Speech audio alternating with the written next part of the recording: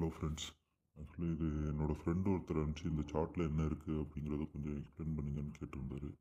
So இதில் என்ன சொல்ல வராங்க, என்ன சொல்லியிருக்காங்க அப்படிங்கிறத நான் உங்களுக்கு சிம்பிளாக எக்ஸ்பிளைன் பண்ண ட்ரை பண்ணுறேன். ஓகேங்களா? இதில் ஆக்சுவலி ஒரு டவுன் ட்ரெண்ட் வந்துட்டுருக்கும். சம் பர்டிகுலர் பிளேஸில் இருந்து ஒரு ஒரு டிமாண்ட் ஜோனை டச் பண்ணதுக்கப்புறம் அதுலேருந்து மார்க்கெட் புல் பேக் ஆக ஆரம்பிக்கும். ஸோ அப்படி ஆரம்பிக்கும் போது இங்கே என்ன சொல்ல வராங்கன்னா, ரேஞ்ச் எக்ஸ்பேன்ஷன் அப்படின்னு கொடுத்துருக்காங்க இல்லையா? அது என்னென்னா, நமக்கு டிஸ்பிளேஸ்மெண்ட் கேண்டில்னு சொல்லுவாங்க. அதாவது பெரிய க்ரீன் கலர் கேண்டிலாக இருக்கும்.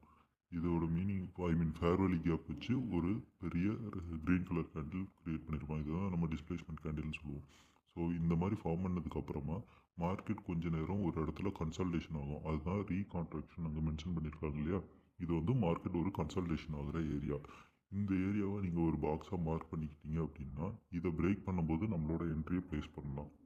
அதே மாதிரி அகெயின் ஒரு எக்ஸ்பான்ஷன், அதாவது டிஸ்பிளேஸ்மெண்ட் கேண்டில் ஃபார்ம் பண்ணியிருக்கான். மறுபடியும் பார்த்தீங்கன்னா மார்க்கெட் மறுபடியும் ஒரு ஜோன் ஒரு ஏரியாவில் போயிட்டு என்ன பண்ணுது, சின்னதாக ஒரு கன்சல்டேஷன் நடக்குது. இதில் ஆர்சின்னு மென்ஷன் பண்ணியிருக்கேன்னா ரீகன்சல்டேஷன்.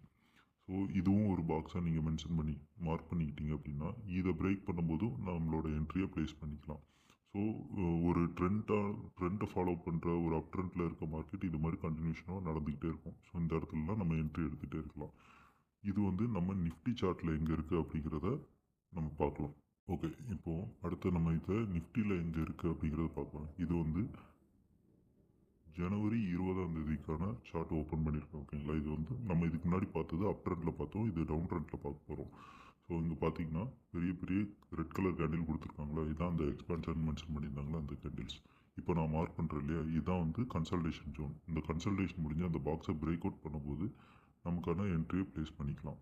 இது ரீகன்சல்டேஷன் ஏரியா. மறுபடியும் ஒரு சின்ன கன்சல்டேஷன் நடக்குது. இந்த கன்சல்டேஷன் நடக்கிற இடத்துல என்ன நடக்கும்னா, செல்லர்ஸ் பையர்ஸ் வீக் ஆகுவாங்க. பையர்ஸ் வீக் ஆகிட்டு செல்லர்ஸ் உள்ள வருவாங்க. அதுக்காக தான் அந்த சின்ன கன்சல்டேஷன் நடக்கும். ஓகேங்களா?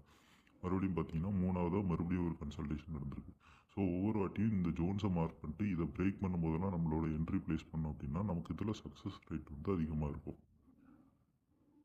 ஓகே ஃப்ரெண்ட்ஸ், இதேமாதிரி உங்களுக்கு ஏதாச்சும் ஸ்ட்ராட்டஜி எக்ஸ்பிளைன் பண்ணணுன்னா கண்டிப்பாக எனக்கு டிஎம் பண்ணுங்கள். இல்லைனா கீழே கமெண்ட்டில் மென்ஷன் பண்ணுங்கள். என்னால் முடிஞ்ச அளவுக்கு நான் இதை எக்ஸ்பிளைன் பண்ணுவேன். ஸோ இந்த பாக்ஸு கீழெல்லாம் நம்மளோட என்ட்ரியை ப்ளேஸ் பண்ணிக்கலாம்.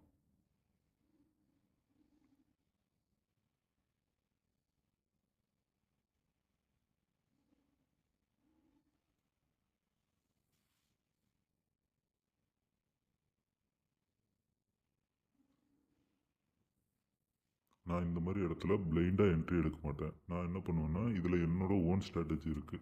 ஸோ அந்த செட்டப் ஃபார்ம் பண்ணால் மட்டும்தான் நான் இந்த இடத்துல என்ட்ரி எடுப்பேன். இந்த பாக்ஸை பிரேக் அவுட் ஆகணும். மறுபடியும் இந்த இடத்துல பிரேக் அவுட் ஆகிறதுக்கு முன்னாடி என்னோட ரூல் ஃபார்ம் பண்ணணும். நான் பர்சனலாக ஒரு ரூல் வச்சுருக்கேன். அந்த ரூல் ஃபாலோ பண்ணால் மட்டும்தான் நான் இந்த இடத்துல என்ட்ரி எடுப்பேன்.